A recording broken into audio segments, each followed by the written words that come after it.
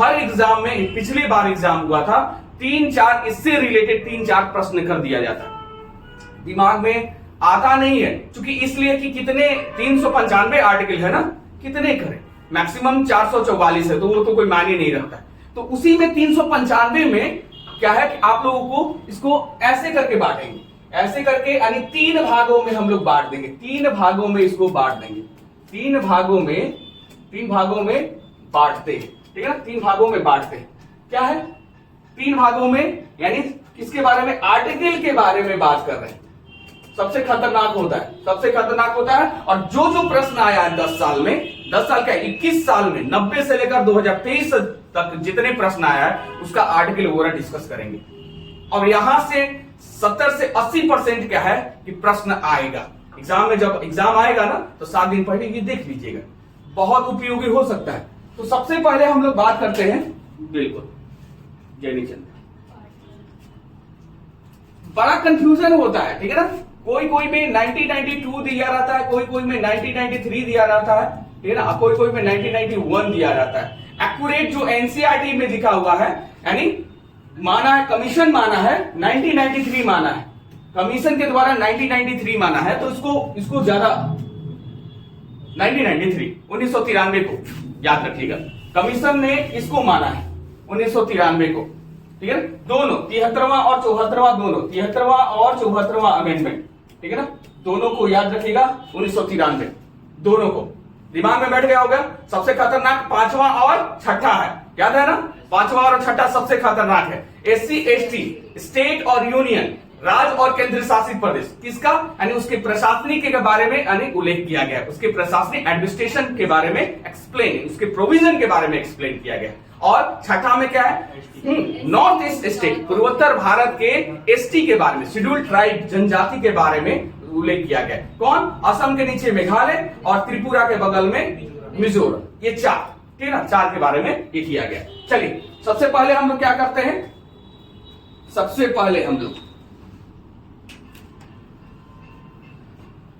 पहले आर्टिकल के बारे में बात करते हैं, यानी आर्टिकल 1 ही से स्टार्ट करते हैं ना, आर्टिकल 1 से स्टार्ट करते हैं। आर्टिकल 1 क्या कहता है, ये जन्म लेते हैं, यानी मोनिका जन्म लेती है। चलिए मोनिका से स्टार्ट करते हैं, और अपने आप को ही सेल्फ समझ लीजिएगा कि मोनिका भारत में जन्म लेती है, यानी यूनियन ऑफ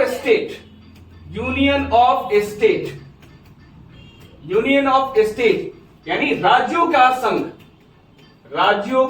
संघ, हैंडराइटिंग थोड़ा सा बढ़िया से बना दे, यानी जन्म लेती है मोनिका भारत में। कहते हैं कि हम क्या भारत में जन्म नहीं लेते, भारत नहीं कहेंगे, India is a union of state, क्या राज्यों का संघ है, वहीं पर जन्म लेती है वाराणसी में, ठीक है ना, जन्म ले लेती है, ठीक है, यहां पर जन्म ले लेती है।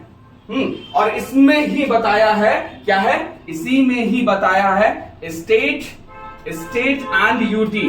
तो स्टेट में तो भी बता दिए ना, स्टेट में उत्तर प्रदेश वाराणसी में जन्म लेती है। अच्छा, उत्तर प्रदेश में नहीं, अच्छा बिहार में, बक्सर का युद्ध इन्हीं के घर में हुआ था 1774 में। बोल रही है कि 1774 में बक्सर का युद्ध बक्सर में हुए थे सर। 1764 में बक्सर का युद्ध हमारे घर के बगल में हुआ था, तीनों सेना आए थे और हेक्टर मुंडो यानी हरा कर भेज दिए थे, है? तो याद रखिएगा, है ना, इसके बारे में छोड़ दीजिए, इसके बारे में याद होकर रखिए, ठीक है ना। और इसके साथ साथ भी लिखिए कीजिए, है ना, क्योंकि बहुत है ना, इसको तुरंत मतलब करेंगे, जो मेन चीज आया ये रखिए। यानी जो फर्स्ट है यूनियन ऑफ स्टेट, यानी पार्ट भी थोड़ा याद कर दीजिए, जो इंपॉर्टेंट है 5 तक तो याद ही रखिए, जो पार्ट इंपॉर्टेंट है उसको ये एक्सप्लेन करेंगे। तो ये क्या है कि पार्ट 1 में आ जाता है, यूनियन ऑफ स्टेट, याद रखिए यूनियन ऑफ स्टेट। अब क्या है कि यहां पर हम लोग बात करते हैं किसके बारे में, ये आर्टिकल के बारे में। आर्टिकल 5 से लेकर 11 तक किसके बारे में किया गया है, नागरिकता के बारे में, यानी सिटीजनशिप, यानी नागरिकता के बारे में उल्लेख किया गया। नागरिकता के बारे में जैसे जैसे जाएगा ऊपर वैसे वैसे खतरनाक होने वाला है, जैसे अनुसूची, समझ में आ गया। तो इनको मान्यता मिल गया, मोनिका को मान्यता मिल गया कि हाँ अब जन्म ले ली है, आपको बिहार बक्सर का आपको सिटीजनशिप मिल जाएगा, इंडियन का सिटीजनशिप मिल जाएगा। ठीक है ना। ये जो सिटीजनशिप है, ठीक है ना, किसने यानी 5 से लेकर 11 तक यानी संविधान में उल्लेख किया है। कहानी तो बताएंगे, उसके बाद मेन चीज है वो तो बताना बहुत जरूरी है ना।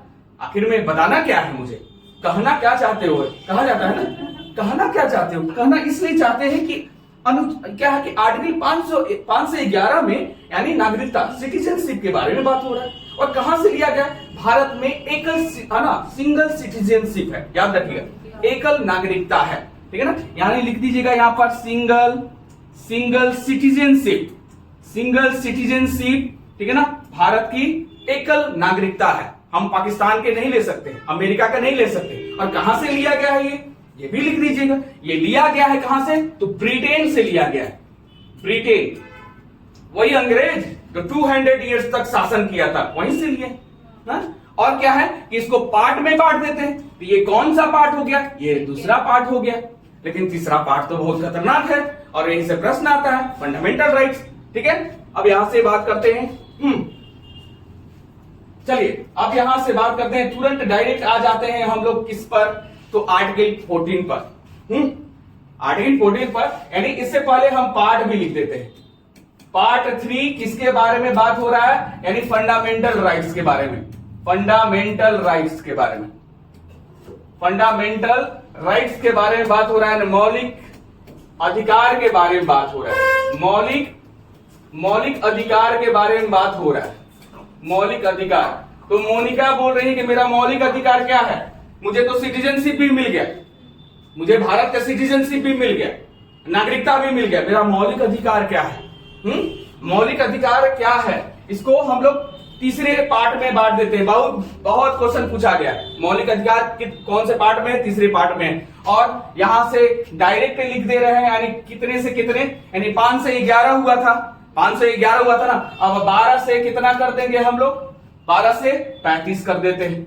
ये हो गया फंडामेंटल राइट्स। मेरा मौलिक अधिकार क्या है, मेरा मौलिक अधिकार क्या है, यानी हो गया 5 से 12 से लेकर 35, यानी मौलिक अधिकार पार्ट 3 के बारे में। हाँ चलिए, यहां पर क्या है, अब यहां से स्टार्ट करते हैं जो चीज आर्टिकल के बारे में, ठीक है ना। कौन कौन सा इंपॉर्टेंट आर्टिकल है इसमें, ठीक है। अब इसमें बात करते हैं सबसे इंपॉर्टेंट यानी आर्टिकल 14 के बारे में। आर्टिकल 14 क्या कहता है, यानी क्या, विधि के समान, यानी है ना, विधि की समानता, विधि का समानता, इक्विलिटी क्या है, राइट टू इक्विलिटी, याद रखिएगा।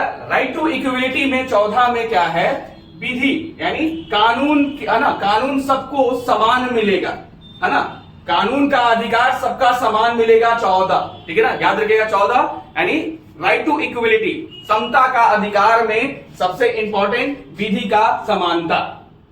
यानी मोनिका बोल रही है कि मुझे 14 चाहिए, मुझे अभी क्या है कि अभी तो मुझे सिटीजन मिल गया, मुझे लॉ अधिकार चाहिए, विधि का अधिकार चाहिए, विधि का अधिकार चाहिए, मोनिका बोल रही है, ठीक है, मोनिका बोल रही है, ठीक है, बहुत बढ़िया। इसके बाद क्या है कि जैसे ही स्कूल जाती है, जैसे ही वो स्कूल जाती है बहुत दिक्कत होता है, चूंकि ये क्या है कि चूंकि उनको कोई पूछता नहीं है, कोई छूता नहीं है, ठीक है ना। क्यों, तो वो क्या शेड्यूल कास्ट की है, मतलब क्या है कि निचले कास्ट की है, लोअर कास्ट की है, कोई छूता नहीं है। पढ़ाई करने के लिए तो चली गई, लेकिन कोई पूछता नहीं है। मोनिका नहीं, ठीक है, ऐसा मत कीजिएगा, किसी के बारे में बोले नहीं है, ठीक है ना, लेकिन बस याद करवाने के लिए बोल रहे हैं इस आर्टिकल के बारे में कि दिमाग में बैठ जाएगा, वो कहानी बैठ जाएगा तो पक्का दम हो जाएगा, कहीं से मतलब आ जाए, ठीक है ना। तो यहां पर अनटचबिलिटी, अनटचबिलिटी दैट मीन्स अप्रेशियता, छुआछूत की, है ना, छुआछूत, अनटचबिलिटी, ठीक है। कोई भी स्टूडेंट को, है ना, कोई स्टूडेंट यानी मोनिका को टच नहीं करेगा, यानी क्या कह रहा है आर्टिकल 17, ठीक है। आर्टिकल 17 कह रहा है कि मोनिका बहुत आहत हुई, ठीक है ना, मोनिका बहुत आहत हुई। मोनिका आहत होने के बाद, मोनिका का आहत होने के बाद क्या होता है, मोनिका के आहत होने के बाद क्या बोलती है, घर पर जाती है कि जितने सर है ना, सर और जितने सर लोग उपाधि लिए हैं, सर और लॉर्ड वगैरह का, उसको उपाधि खत्म कीजिए, क्योंकि वो प्रोटेक्ट नहीं करते, ठीक है ना। यानी आर्टिकल 18 क्या कहता है, यानी मोनिका बोलती है मुझे बहुत अपमानित किया गया, कोई छू छा नहीं रहा है, यानी आर्टिकल 17। यानी आर्टिकल 18 क्या कहता है, यानी उपाधि, यानी टाइटल के बारे में बात हो रहा है, सॉरी टाइटल के बारे में बात हो रहा है, उपाधि के बारे में बात हो रहा है। उपाधि यानी जितने अंग्रेज थे, कहीं मैं भी हिस्ट्री पढ़ा हूं, जितने अंग्रेज हैं, सर मास्टर जी किए हैं ना, उनको सब उपाधि खत्म कीजिए, मुझे प्रोटेक्ट नहीं दिया जा रहा। यानी लॉर्ड, जितने सर हैं, लॉर्ड पढ़े ना, Lord Cornwallis, Sir William Jones वगैरह, सब जितनी उपाधि है सब समाप्त कर दिया है। यानी कौन सा, 18 के बारे में, 18 के बारे में। मैं तो एक्सप्लेन बस ऐसे ही कर दे रहा हूं कि आप लोगों को बस 395 में कैसे होगा, ये पहला स्टेज है, दूसरा स्टेज भी बताएंगे आगे जाकर वो क्या बनती है मोनिका। यानी बहुत संघर्ष जारी है। अब क्या है कि यहां पर क्या है, संघर्ष जारी है, तो ये क्या हो जाती है, कहती है कि मैं पढ़ूंगी और पत्रकार बनेंगे, ठीक है ना। यानी आर्टिकल यहां पर 19A के बारे में बात हो रहा है, 19A के बारे में, राइट टू फ्री है ना, राइट टू प्रेस के बारे में, यानी प्रेस की स्वतंत्रता, प्रेस की स्वतंत्रता के बारे में बात हो रहा है ना। प्रेस की स्वतंत्रता कही कि हाँ यही है कि उसको चौथा स्तंभ भी कहते हैं। मोनिका बोलती है कि हम प्रेस जर्नलिस्ट बनेंगे, जर्नलिस्ट श्वेता सिंह जैसा। श्वेता सिंह भी आज तक की बिहार की निवासी हैं, हम भी वही बनेंगे, और बनने के बाद आगे क्या होगा हम नहीं जानते, ठीक है ना, याद रखिएगा, ठीक है, क्लियर, ठीक है। तो यहां पर क्या है, हाँ यहां पर चौथा स्तंभ कहा जाता है, चौथा स्तंभ कहा जाता है किसको, प्रेस को, यानी जर्नलिस्ट, पत्रकार को चौथा स्तंभ कहा जाता है, स्तंभ कहा जाता है, याद रखिएगा। यानी फोर्थ वॉल कहा जाता है, यानी फोर्थ वॉल कहा जाता है, दीवार कहा जाता है। इसके बारे में क्लियर हो रहा है सभी को क्लियर हो रहा है। अब यहां पर क्या है, कैमरा लेकर सब जाती हैं, कैमरा लेकर जाती हैं, ठीक है ना, कैमरा लेकर जाती हैं 21, कैमरा लेकर जाती है, ठीक है ना, कैमरा लेकर जाती है, और वहां पर जुलूस हो जाता है, काफी जुलूस हो जाता है। तो बोलती है कि अच्छा जुलूस हो गया है, तो जुलूस हो गया है तो क्या हमको कोई मार देगा क्या, कोई तो मार तो नहीं देगा, है कोई तो मार नहीं देगा, ठीक है, पकड़ के अरेस्ट करके मुझे जेल भेज देगा, हाँ तो हम लोग क्या है, तो ये चीज हो गया राइट टू लाइफ, ठीक है ना, राइट टू लाइफ।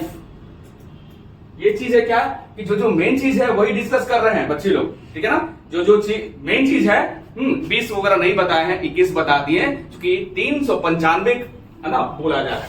अब यहां पर क्या है, यहां पर यानी बात हो रहा है प्राण और दैहिक स्वतंत्रता, हिंदी में कहा जाता है, हिंदी में भी लिख दे रहे, प्राण और दैहिक स्वतंत्रता याद रखिएगा।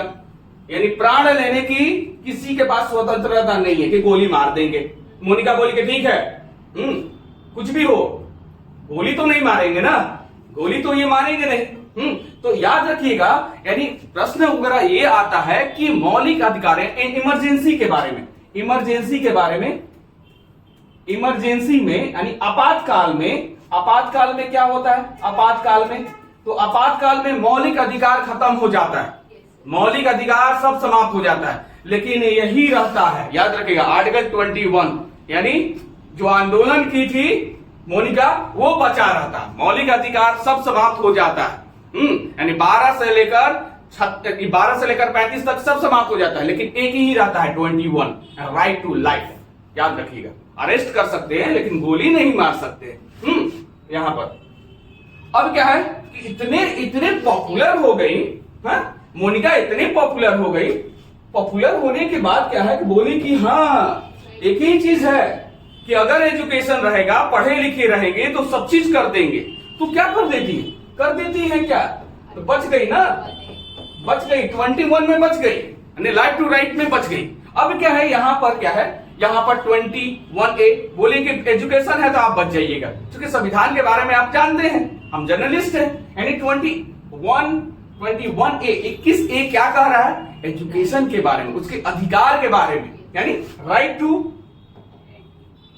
To education. Education that means Hindi में शिक्षा का अधिकार। मोनिका बोल रही है कि शिक्षा का अधिकार होना चाहिए, तभी आप बच सकते हैं, अन्यथा कोई गोली मारकर चला जाएगा, ठीक है ना, कोई गोली मारकर चला जाएगा, ठीक है। अब क्या है कि इसमें यहां पर याद रखिएगा, इसमें आगे तो डिस्कस करेंगे ही, इसमें याद रखिएगा फंडामेंटल राइट्स में तो किया गया है, फंडामेंटल राइट्स में किया गया है, मौलिक अधिकार में 21A राइट टू एजुकेशन के बारे में, शिक्षा के अधिकार के बारे में बात किया गया।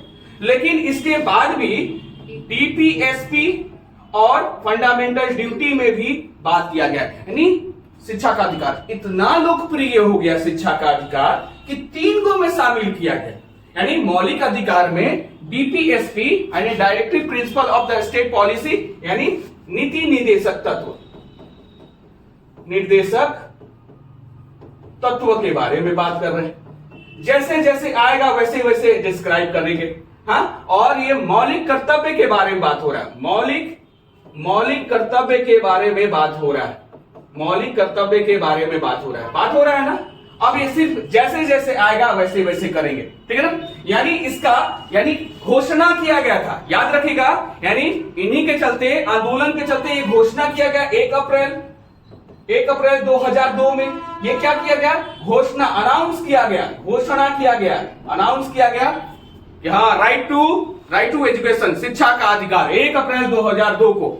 लेकिन लागू किया गया, याद रखिएगा, लागू किया गया 2010 में, यानी 1 अप्रैल 2010 में लागू किया गया पूर्ण रूप से, समझ आ गया, 2010 में लागू किया गया।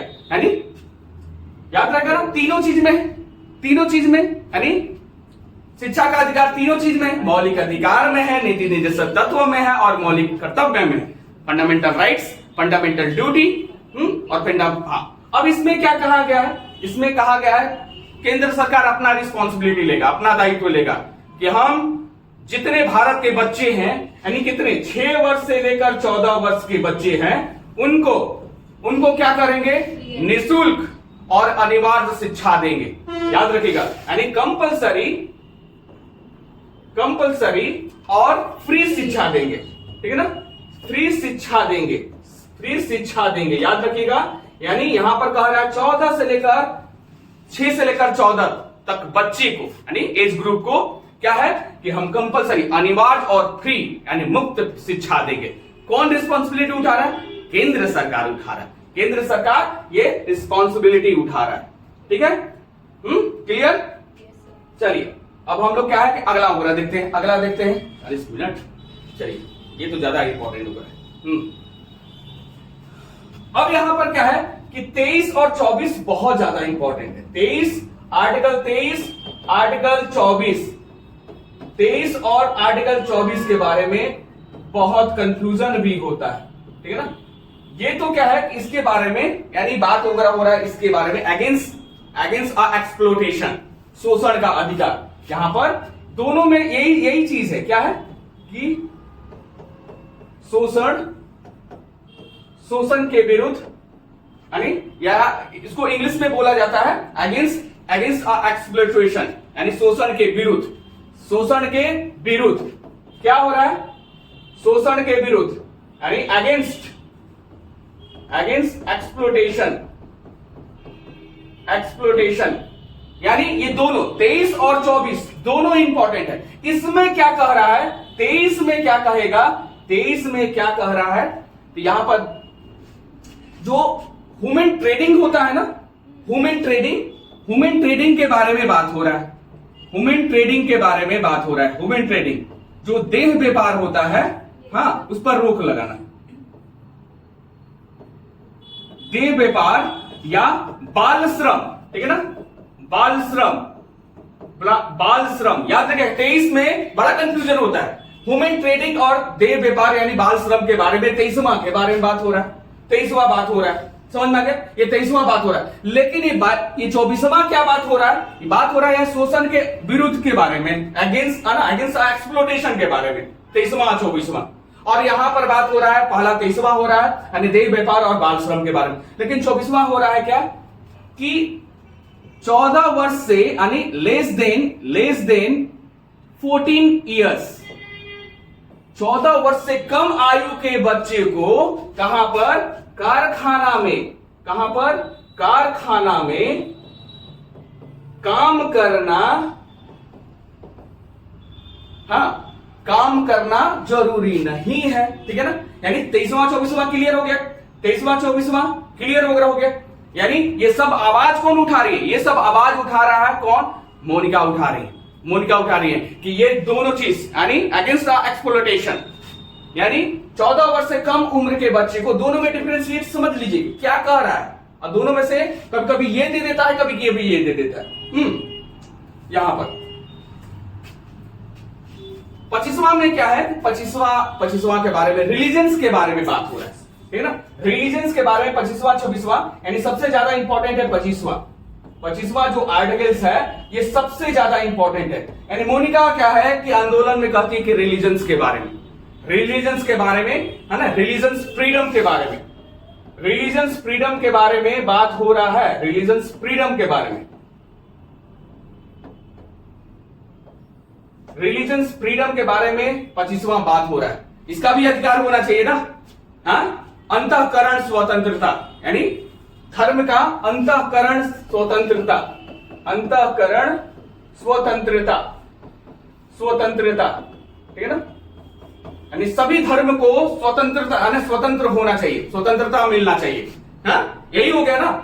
यानी 25वां कह रहा है सभी धर्म को स्वतंत्रता मिलना चाहिए, वो हिंदू हो या मुस्लिम हो या सिख हो या ईसाई हो, सभी को मिलना चाहिए। और सबसे ज्यादा इंपॉर्टेंट है इसमें, अब डायरेक्ट आते हैं यहां पर 25वां के बारे में, 25वां के बारे में ये सबसे ज्यादा इंपॉर्टेंट है ना, आत्मा कहा गया है ना, इसको आत्मा कहा गया है ना 25वां को, 25वां को आत्मा कहा गया। सॉरी फॉर लेट,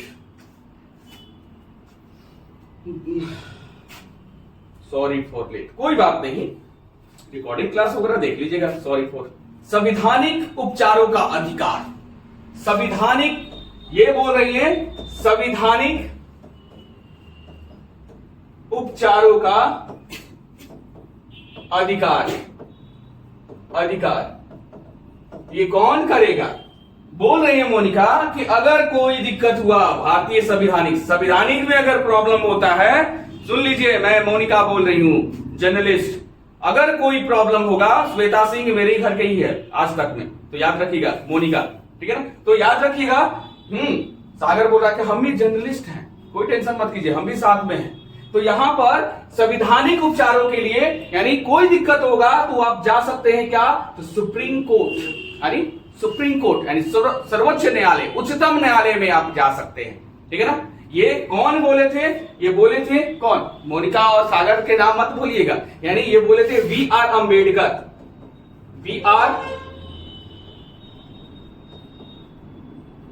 अम्बेडकर, है ना? इसको सोल बोले थे, यानी संविधान के सोल बोले थे, आत्मा बोले थे। ये क्या है कि 32वां क्या है? आत्मा, संविधान के आत्मा, सोल बोले थे, ठीक है ना?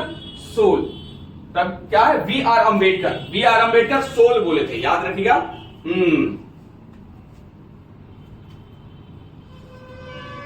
अब तो समझ में आ गया है, यानी फंडामेंटल राइट्स जो इंपॉर्टेंट है वो क्लियर हो गया। कौन सा पार्ट में है? 3 पार्ट में है, 12 से लेकर 35 तक है। कौन सा इंपॉर्टेंट है? जर्नलिस्ट बनती है, आंदोलन करती है, सब चीज करती है। अब यहां पर बात होता है डीपीएसपी के बारे में। यहां पर सबसे पहले डीपीएसपी के बारे में बात करते हैं, डीपीएसपी के बारे में यानी नीति निर्देशक तत्व के बारे में।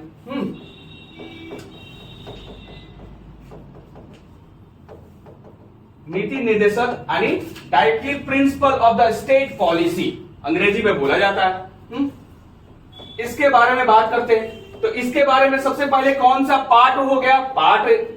बड़ा प्रश्न करता है, पार्ट के बारे में दे देता है। ये क्या है, पार्ट हो गया कौन सा 14वां, ये क्या है 4 पार्ट हो गया, 3 तो फंडामेंटल राइट्स वगैरह हो गया। अब यहाँ पर ये भी दे देता है कितने से कितने पे है, ठीक है ना, एग्जाम वगैरह में इसी बोला जाता है कि सबसे इजी होता है और 1 नंबर 1/3 में आ जाएगा तो बहुत बढ़िया। यानी क्या है, यहाँ 35 तक हुआ था, यहाँ पर 36 से लेकर 51 तक, 36 से लेकर 51 तक यानी 51 तक इसको रखा गया है। अब इसमें सबसे ज्यादा इंपॉर्टेंट वगैरह चीज है क्या इसके बारे में, यानी आर्टिकल 23 के 37 के बारे में हम लोग डिस्कस करते हैं। जो इंपॉर्टेंट है उसके बारे में हम लोग डिस्कस कर देंगे। जो यानी क्या है कि कह रहा है 37 कह रहा है कि डीपीएसपी, यानी यहां पर डीपीएसपी क्या है, डीपीएसपी मोनिका बोल रही है कि डीपीएसपी क्या है, अपवर्तनीय, ठीक है ना, अपवर्तनीय है, यानी नीति निर्देशक तत्व यानी डायरेक्टरी प्रिंसिपल ऑफ स्टेट अपवर्तनीय है, ठीक है ना। 37 कह रहा है, ठीक है ना, 37 कह रहा है। लेकिन 38 क्या कहेगा, 38 ये कह रहा है क्या कि सबसे ज्यादा इंपॉर्टेंट यहीं पर आता है कि डीपीएसपी है क्या, डीपीएसपी है क्या। तो डीपीएसपी याद रखेगा, डीपीएसपी आयरलैंड से लिया गया, हाँ आयरलैंड, अच्छा ये भी लिख दे यहां पर, ये आयरलैंड से लिया गया है, आयरलैंड से बड़ा क्वेश्चन आता है। और एक बार और याद रखिएगा, आयरलैंड से एक और क्वेश्चन आता है, एक और क्वेश्चन आता है याद रखिएगा, यानी राज्यसभा में सदस्य, याद रखिएगा राज्यसभा में जो सदस्य आवंटन किया जाता है वो भी लिया गया है। राज्यसभा अगर आ जाएगा कि राज्यसभा के सदस्यों का आवंटन, ये जो प्रावधान है ना, किससे लिया गया है, तो आयरलैंड से, याद रखिएगा आयरलैंड से। 2 इंपॉर्टेंट है, एक तो डीपीएसपी और एक हो गया आयरलैंड, सॉरी डीपीएसपी और राज्यसभा के सदस्यों के बारे में उल्लेख किया प्रोविजन, यानी ये किससे लिया गया, तो आयरलैंड से लिया गया, ये याद रख लीजिएगा, ठीक है। 38 के बारे में बोल रहा है कि डीपीएसपी आखिर में है क्या, इंपॉर्टेंट क्या है, इंपॉर्टेंट क्या है, लोक कल्याणकारी राज, ठीक है ना, इसको कहते हैं लोक कल्याणकारी, याद रखिएगा लोक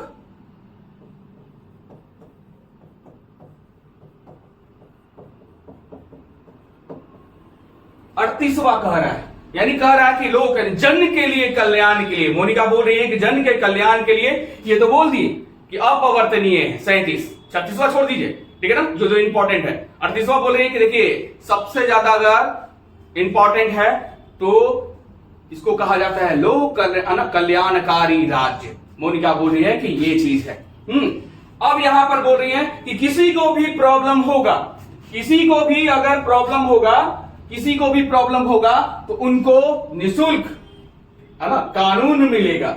कब मिलेगा, तो अब मिलेगा, यानी याद रखिएगा, यानी 39A में क्या बोल रही है मोनिका, और सागर भी बोल रहे हैं, सागर ये बोल रहे हैं कि निशुल्क विधिक सहायता आपको मिलेगा, कोई दिक्कत नहीं है, ठीक है ना।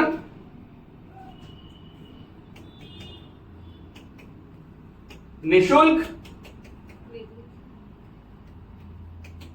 यानी फ्री विधिक सहायता मिलेगा, याद रखिएगा सहायता मिल रहा है। 45 के बारे में बात करते हैं, तो इसमें हम बताए थे राइट टू एजुकेशन, यानी कह रहा है कि आपको यूनिफॉर्म सिविल कोड लेना है तो आपको एजुकेटेड होना पड़ेगा, यानी 45, यानी यहां पर क्या है कि राइट टू एजुकेशन के बारे में बात हो रहा है। शिक्षा का अधिकार इसमें भी शामिल है, डीपीएसपी में भी है, क्योंकि डीपीएसपी के बारे में बात कर रहे हैं। डीपीएसपी यानी यहां पर है, यानी शिक्षा का अधिकार, शिक्षा का अधिकार। आपको शिक्षा लेना है, यानी आपको यूनिफॉर्म लेना है तो पहले शिक्षा ले लीजिए, है ना, शिक्षा ले लीजिए, शिक्षा ले लीजिए। शिक्षा लेने के बाद क्या है कि शिक्षा लेने के बाद वो कहां जाते हैं, शिक्षा लेने के बाद कहीं के शिक्षा तो ले लिए, यूनिफॉर्म ले लिए, लेकिन पैसा तो मिल ही नहीं रहा, पैसा तो मिल ही नहीं रहा। क्या करे तो क्या करे, पैसा मिलेगा तभी तो खाना खाएंगे, पैसा मिलेगा तभी तो खाना खाएंगे। यानी 47 के बारे में बात हो रहा है। 47 में क्या है, पैसा मिल रहा है, यानी 2 के बाद 47, यानी पोषण के बारे में बात हो रहा है, पोषण के न्यूट्रिशन, माल न्यूट्रिशन के बारे में बात हो रहा है, माल न्यूट्रिशन के बारे में बात हो रहा है, न्यूट्रिशन के बारे में बात हो रहा है, माल न्यूट्रिशन पोषण के बारे में बात हो रहा है, कि हमको कुछ मिलेगा तभी तो हम कुछ करेंगे, अन्यथा हम कैसे करेंगे? अन्यथा कैसे करेंगे? तो ये बोल रहे हैं कि अच्छा तुमको पैसा चाहिए, पोषण चाहिए, ठीक है ना? तो आप जाइए, कहां जाइए? आप जाइए आर्टिकल एक बात, आर्टिकल 48 आप जाइए। पहले क्या कीजिए? पहले कृषि और पशुपालन कीजिए। क्या कीजिए? पहले कृषि और पशुपालन कीजिए। कृषि और पशुपालन, कृषि और पशुपालन कीजिए, तभी आपको पैसा मिलेगा, पोषण मिलेगा। समझ में आ गया? 47 आर्टिकल 47 यानी पोषण, माल न्यूट्रिशन। अब यहां पर 48 यानी 48 क्या है कि यहां पर कृषि पशुपालन के बारे में। अब यहां पर अच्छा ये तो मिल गया। जब यहां पर कृषि होगा, पशुपालन होगा, तो क्या होगा? हमारा भारत, हमारा राज्य, हमारा जिला, हमारा गांव क्या होगा? पर्यावरण से ठीक होगा ना। तो यहां पर लिख दीजिए हैशटैग यानी आर्टिकल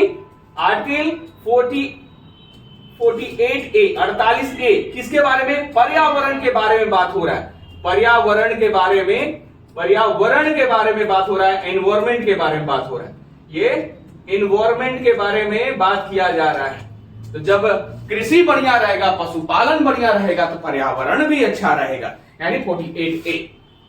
48A यहां पर क्या है? यहां पर हैशटैग की अगर बात करते हैं सबसे इंपॉर्टेंट, चलिए ये तो चीज हो गया, ये चीज तो हो गया सबसे ज्यादा। अब हम लोग क्या बात करते हैं, आते हैं मेन मुद्दा पर। मेन मुद्दा पर क्या है कि अब मोनिका बोली कि बहुत चीज हो गया, अब तो देखते हैं सबसे बड़ा कौन? सबसे बड़ा अगर हम राष्ट्रपति बन जाते हैं तो बहुत बढ़िया होगा। लेकिन राष्ट्रपति बनने के लिए अभी तो चल ही रहा है ना। राष्ट्रपति बनने के लिए 50वां ये कहता है कि राष्ट्रपति बनने के लिए क्या करना पड़ेगा? मुझे एजुकेटिव बनना पड़ेगा, है ना? कार्यपालिका, तो कार्यपालिका, अच्छा तो कार्यपालिका सबसे ज्यादा कौन पावरफुल है? प्रधानमंत्री तो है। लेकिन यहां पर कार्यपालिका के बारे में बात हो रहा है। कार्यपालिका पृथक करता है, पृथक यानी विभाजन करता है। विभाजन किससे किया? किससे करता है? किससे? न्यायालय से। याद रखिएगा, न्यायालय से कहें कि अच्छा कार्यपालिका एजुकेटिव यानी राष्ट्रपति बनेंगे तो हम क्या करेंगे? न्यायपालिका से अलग पहले कर ले, है ना? ये बहुत ज्यादा इंपॉर्टेंट है। न्यायपालिका के बारे में बात हो रहा है, यानी कार्यपालिका और न्यायपालिका यानी पृथक करता है। राष्ट्रपति बनने के लिए हम न्यायपालिका को पहले अलग करते हैं। जब राष्ट्रपति बन जाएंगे तो शपथ तो इन्हीं को दिलवाएंगे ना, हम ही दिलवाएंगे ना। राष्ट्रपति बनने के लिए चल रहा है। तो अच्छा अब हमको क्या करना पड़ेगा? अच्छा अलग तो कर दिए, अब तो अलग कर दिए, अब तो क्या करना पड़ेगा? अरे कितना करना पड़ेगा डीपीएसपी में? तो सिर्फ एक और करना पड़ेगा। एक और क्या करना पड़ेगा? तो भैया पूरे संसार में सुरक्षा और शांति व्यवस्था करना पड़ेगा। यानी याद रखिएगा आर्टिकल 51 क्या कह रहा है कि पूरे संसार में यानी अंतरराष्ट्रीय, याद रखिएगा अंतरराष्ट्रीय कार्यपालिका का शक्ति के बारे में विवरण है, उल्लेख किया गया। शक्ति के बारे में उल्लेख किया गया। एजुकेटिव पावर के बारे में बात हो रहा है। एजुकेटिव पावर के बारे में बात हो रहा है। पावर के बारे में ये बात हो रहा है। यानी ये तो समझ में आ गया कि मुझे राष्ट्रपति बनना है तो हमको आर्टिकल 52 चाहिए। लेकिन अब पता चला कि कार्यपालिका का शक्ति भी है, अच्छा शक्ति भी है, पावर भी है। पावर तो है, ठीक है 53। अब क्या है कि ये चीज करने के लिए आपको एकदम कंटिन्यू चलेगा। ये चीज करने के लिए आपको क्या करना पड़ेगा? राष्ट्रपति बनने के लिए क्या करना पड़ेगा? राष्ट्रपति बनने के लिए कंटिन्यू तो ये चल ही रहा है। राष्ट्रपति बनने के लिए एक क्या है? निर्वाचन मंडल का करना पड़ेगा। राष्ट्रपति बनने के लिए क्या करना पड़ेगा आपको? निर्वाचन मंडल, ठीक है ना? निर्वाचन मंडल के बारे में बात हो रही है। हाँ अच्छा निर्वाचन भी होगा तभी बनेंगे हम। मोनिका तो बहुत आहत हुई, यानी ये तो कार्य शक्ति है ना, कार्यपालिका की शक्ति बहुत खुश हो गई थी। अच्छा निर्वाचन मंडल भी हो रहा है। अच्छा निर्वाचन मंडल आयोग मतलब गठित किया जा रहा है, निर्वाचन मंडल, ठीक है चलिए कोई बात नहीं। आंदोलन किए, बहुत संघर्ष किए, तो ये भी होना चाहिए, ये भी होगा। तो इसके बाद क्या है कि इसके बाद तुरंत हो जाता है यानी 55 तुरंत हुआ यानी कंटिन्यू चला ये। 55 यानी क्या है, निर्वाचन मंडल हुआ। अब क्या है, निर्वाचन विधि के बारे में बात हो रहा है, कंटिन्यू चला, निर्वाचन विधि के बारे में बात हो रहा है, निर्वाचन विधि के बारे में बात हुआ, निर्वाचन विधि के बारे में, यानी ये चीज क्या है, पार्ट 2 में चल रहा है, जो कि इंपॉर्टेंट हो गया है। पार्ट 2 में क्या, पार्ट 2 में क्या है, राष्ट्रपति के बारे में बात की, यानी 52 52 के बारे में, यानी क्या है, भारत में एक राष्ट्रपति होना चाहिए। 53 में क्या है, कार्य शक्ति के बारे में, कार्यपालिका का शक्ति क्या है। अब क्या है, निर्वाचन मंडल के बारे में बात हो रहा है। अब क्या है, निर्वाचन का विधि, विधि यानी प्रोसेस, है ना, प्रोसेस, प्रक्रिया क्या है, ठीक है ना। ये चीज, दो चीज तो इंपॉर्टेंट रहेगा, पहले मंडल बनेगा, उसका प्रक्रिया होगा, ठीक है। अब यहां पर हम लोग देखते हैं, यहां पर क्या देखते हैं, आर्टिकल के बारे में तुरंत, मतलब यहां कर देते हैं आर्टिकल 56, ठीक है। बड़ा खुश होते हैं, यानी आर्टिकल 56 अगर हो गया, बार बार देखेंगे कंप्लीट हो जाएगा राष्ट्रपति का, है। 56 में क्या है, उसके कार्यकाल के बारे में, ठीक है ना। अच्छा, निर्वाचन तो हो गया, उसका कार्यकाल क्या होना चाहिए, उसके, है ना, टाइम पीरियड होगा, कार्यकाल के बारे में, इसके कार्यकाल के बारे में, हाँ, यानी राष्ट्रपति के कार्यकाल में, यानी कहा कि अच्छा, यानी हम राष्ट्रपति बन गए तो मुझे कितने साल, यानी इतने साल होना पड़ेगा, ठीक है। और मोनिका का उम्र क्या है, पहले तो गई थी 30 साल से स्टार्ट करते हैं जर्नलिस्ट से, करते करते करते करते कहीं अच्छा 35 साल से, यानी मिनिमम एज 35 साल हुआ राष्ट्रपति बनने के लिए, 35 साल मिनिमम एज, है ना। और मैक्सिमम एज कितना होना चाहिए, 65 वर्ष ना, 70 वर्ष ना, हाँ, कितना वर्ष होना चाहिए, मोनिका राष्ट्रपति बन गई है, यानी कि कितना होना चाहिए, नो लिमिट, याद रखिएगा, नो लिमिट, नो लिमिट, याद रखिएगा, नो लिमिट। यहां पर बात हो रहा है 56 के बारे में, यानी कार्यकाल तो हो गया यहां पर। अब सबसे ज्यादा इंपॉर्टेंट वगैरह चीज है, यानी शपथ लेने के लिए, यानी शपथ लेने के लिए, यानी आर्टिकल, याद रखिएगा, आर्टिकल 60 के बारे में बात हो रहा है।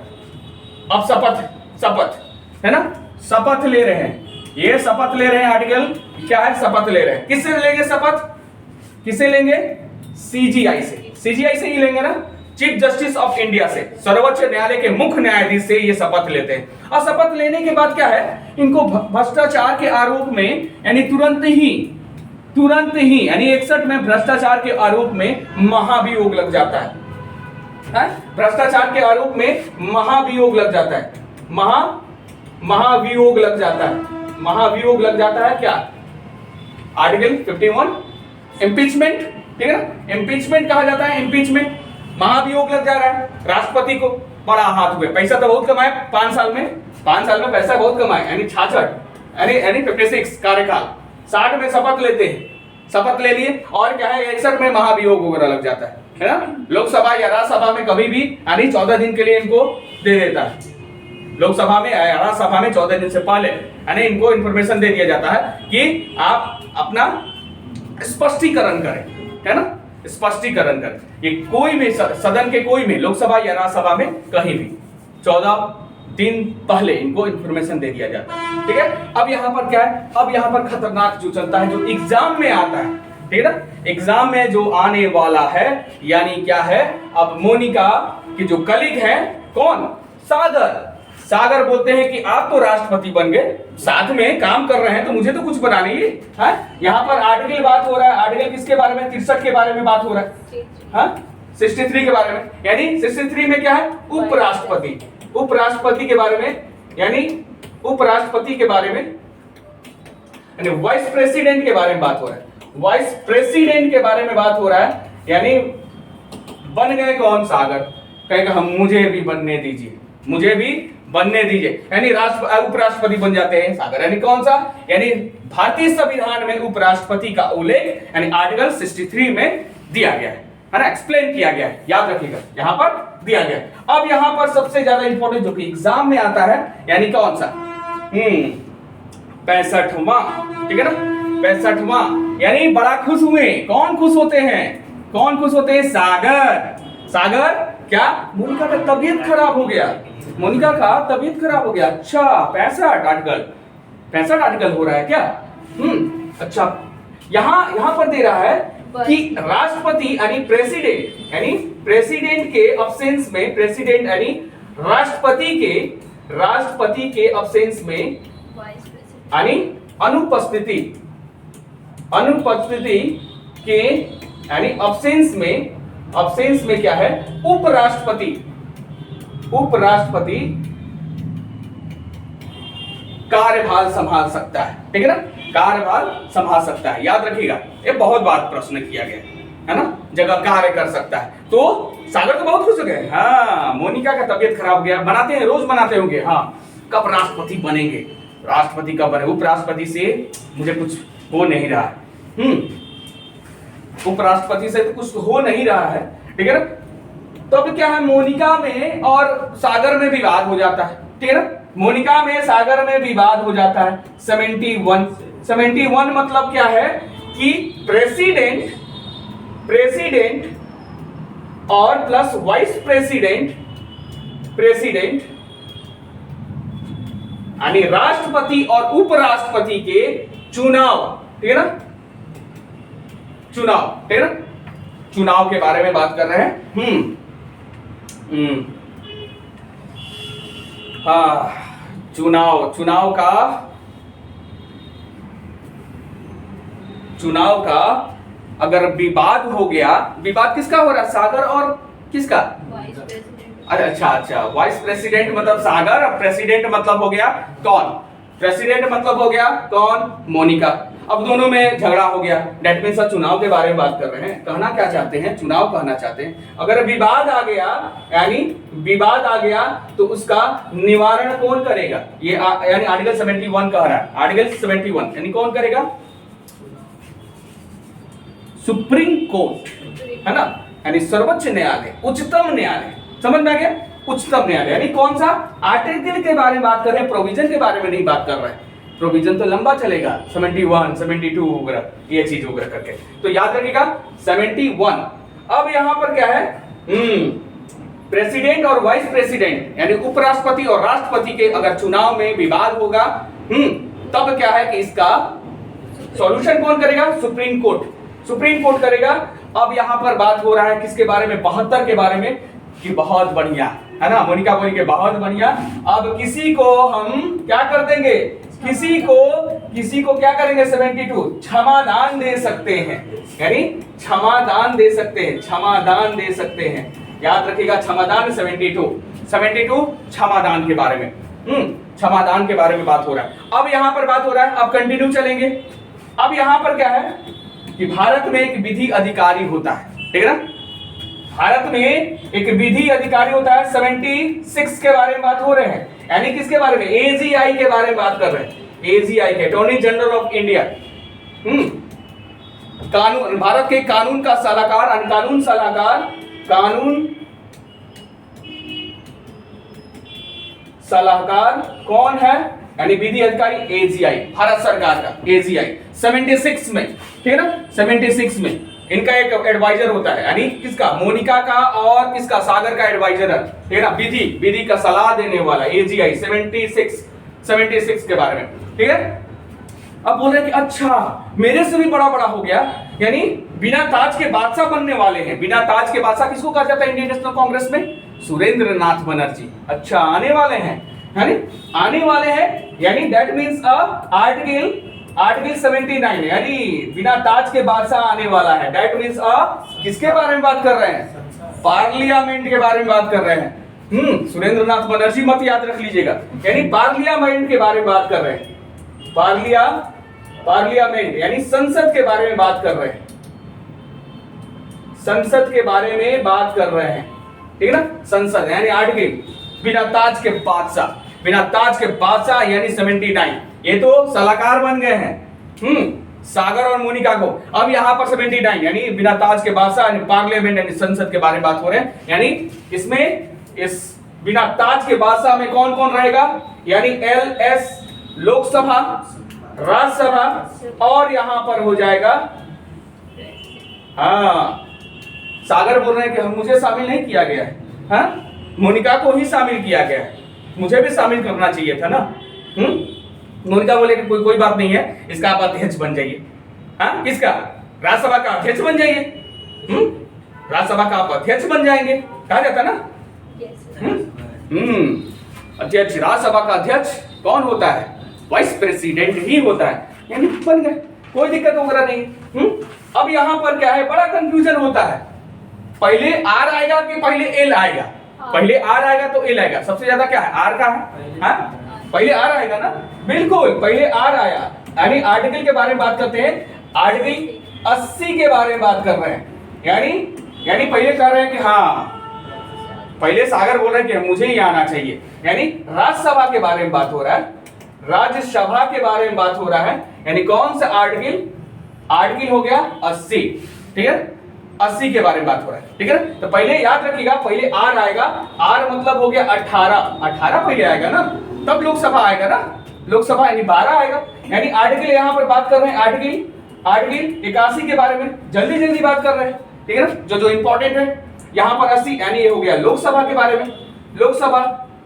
अब यहां पर याद रखिएगा, बड़ा प्रश्न पूछा गया पीसीएस वगैरह में ईयर के बारे में कि लोकसभा और या राज्यसभा दोनों कब हुआ था। तो याद रखिएगा 1952 में, 1952 में, ठीक है ना, 1952 में। प्रोविजन नहीं बताएंगे, प्रोविजन तो बाद में बताएंगे सब, लोकसभा का, राज्यसभा का।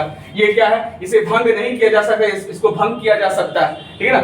इसका एज होता है 30 वर्ष, 30 वर्ष होता है। इसका होता है यानी 25 वर्ष होता है। यानी प्रधानमंत्री बनने के लिए 25 वर्ष होना चाहिए, ठीक है ना, प्रधानमंत्री बनने के लिए 25 वर्ष होना चाहिए, ठीक है ना। लेकिन राज्यसभा के सदस्य बनने के लिए 30 वर्ष होना चाहिए। गवर्नर, राष्ट्रपति और उपराष्ट्रपति बनने के लिए कितना? 35 वर्ष होना चाहिए, ठीक है। अब यहां पर समाप्त करते हैं। यहां पर क्लियर हो गया, सब क्लियर। अब यहां पर मेन उड़ाते हैं कैसे, जो मेन एग्जाम वगैरह में, सब एग्जाम में वगैरह में, क्योंकि सेकंड वगैरह चल रहा है ना, थर्ड में तो मतलब ये चीज वगैरह होता है। अब हो रहा है क्या, मोनिका बोल रही है कि लोकसभा और राज्यसभा में विवादित हो गया, ठीक है ना। यानी आर्टिकल 108, आर्टिकल 108 में क्या है कि किसके बारे में? संयुक्त बैठक के बारे में, ज्वाइंट सीटिंग के बारे में बात हो रहा है। ज्वाइंट सीटिंग के बारे में बात हो रहा है, ज्वाइंट सीटिंग के बारे में बात हो रहा है। यानी यहां पर बात हो रहा है संयुक्त बैठक के बारे में, संयुक्त बैठक के बारे में बात हो रहा है। क्या? आर्टिकल 108, संयुक्त बैठक के बारे में। यानी लोकसभा और राज्यसभा में कोई भी बिल पास नहीं हुआ, यानी लोकसभा में पास नहीं हुआ, राज्यसभा में पास नहीं हुआ। जैसे महिला बिल है ना, महिला बिल के, महिला आरक्षण के बारे में इस समय चल रहा है ना, लोकसभा में और राज्य के विधानसभा में उनके आरक्षण के बारे में लोकसभा कर दिया, राज्यसभा कर भी नहीं किया। तो क्या है, कौन बुलाएगा? मोनिका बुलाएगी, आइए। यानी बुलाने का काम कौन कर रहा है? कॉल करने का काम कौन कर रहा है? यानी प्रेसिडेंट, याद रखिए, प्रेसिडेंट यानी बुलाने का काम कर रहा है ज्वाइंट सेटिंग में। 108 याद रखिए, 108 बुलाने का। लेकिन क्या है, लेकिन मनीष जो है क्या है? लोकसभा का अध्यक्ष यानी स्पीकर। अध्यक्षता कौन करेगा? अध्यक्षता कौन करेगा इसमें? अध्यक्षता कौन करेगा? स्पीकर। दैट मीन्स ये दोनों प्रश्न आता है। कॉल कौन कर रहा है? बुलाने का काम प्रेसिडेंट। मोनिका मत याद रखिएगा आप लोग, ठीक है ना, प्रेसिडेंट। और लेकिन अध्यक्षता यानी दोनों, यानी सीटिंग का, ज्वाइंट सीटिंग का अध्यक्षता कौन करेगा? स्पीकर करता है, ठीक है, स्पीकर करता है। चलिए यहां पर आर्टिकल किसके बारे में? 110 के बारे में बात हो रही है। 110 यानी क्या है? मनी बिल के बारे में बात हो रहा है, मनी बिल, ठीक है ना, मनी बिल के बारे में। अब आ गया है ना, धन विधेयक के बारे में हो रहा है बात, धन विधेयक के बारे में, विधेयक के बारे में बात हो रहा है। यानी मनी बिल के बारे में बात हो रहा है, मनी बिल के बारे में ये बात हो रहा है। मनी बिल यानी मनी बिल याद रखिएगा, मनी बिल यानी 110 यानी सिर्फ लोकसभा में पेश किया जाता है, ठीक है ना। राज्यसभा के लिए यानी कह दिया जाता है, हाँ, मनीष बोलता है कि हाँ राज्यसभा की अध्यक्ष है ना सागर, 14 दिन तक रख लीजिए, अन्यथा समझ रहे हैं ना, चलिए वापस कर लीजिएगा, ठीक है ना। तो याद रखिएगा मनी बिल यानी धन विधेयक। और इससे एक रिलेटेड क्वेश्चन वगैरह आता है कि मनी बिल से रिलेटेड एक आर्टिकल आता है, याद रखिएगा, आर्टिकल भी याद रखिएगा 117 के बारे में, उसी से रिलेटेड है 117, ठीक है। अब यहां पर क्या है, अब क्या है कि वार्षिक फाइनेंशियल बिल के बारे में बात करते हैं। तो ये हो गया आर्टिकल किसके बारे में? 112 के बारे में। यहां पर वार्षिक यानी एनुअली फाइनेंशियल बिल के बारे में बात होता है। बजट होता है ना, बजट यानी एनुअली फाइनेंशियल बिल के बारे में बात हो रहा है, एनुअली फाइनेंशियल बिल के बारे में बात हो रहा है, फाइनेंशियल बिल के बारे में बात हो रहा है, यानी वार्षिक बीटीए विधेयक के बारे में बात हो रहा है, विधेयक के बारे में बात हो रहा है, यानी कितना हो गया 112 के बारे में बात हो रहा है, 112 के बारे में बात हो रहा है। ठीक है, क्लियर। अब कैसे उड़ाएंगे और जल्दी जल्दी उड़ाएंगे, काम खत्म पूरा करेंगे क्योंकि बहुत ज्यादा इंपॉर्टेंट है। अब तो 5 या 10 मिनट में समाप्त होने वाला है, जो कि मेन चीज वगैरह कहां पर आ रहा है। 112 तो हो गया। अब यहां पर 112 के बाद तुरंत उड़ाकर करते हैं क्या, यानी 123 के बारे में सबसे ज्यादा इंपॉर्टेंट, 123 और 143। 123 में क्या कह रहा है, यानी राष्ट्रपति। यानी आर्टिकल 123 में क्या है, यानी राष्ट्रपति का अध्यादेश।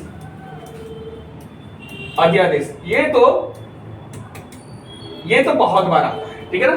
ये 123 के बारे में, 123 के बारे में, अध्यादेश के बारे में, और इसी से याद रखिएगा 143 के बारे में, आर्टिकल 143 के बारे में। ये क्या है कि यहां पर प्रेसिडेंट है ना, प्रेसिडेंट है, यहां पर क्या हो गया, सीजीआई हो गया। सीजीआई हो गया। ये क्या है कि ये परामर्श, ठीक है ना, परामर्श लेता है, ठीक है ना। और ये क्या है, परामर्श देता है, लेकिन बाध्य नहीं है, याद रखिएगा, बाध्य नहीं है। 143 यानी अध्यादेश जारी करता है, अध्यादेश जारी करता है सेशन में। अध्यादेश मतलब सेशन में, 2 सेशनों का बीच है ना कितना दिन नहीं होना चाहिए, कम से कम 6 महीना के ज्यादा नहीं होना चाहिए। 2 सेशन यानी कौन हो गया, यानी मान लीजिए कि ये क्या है,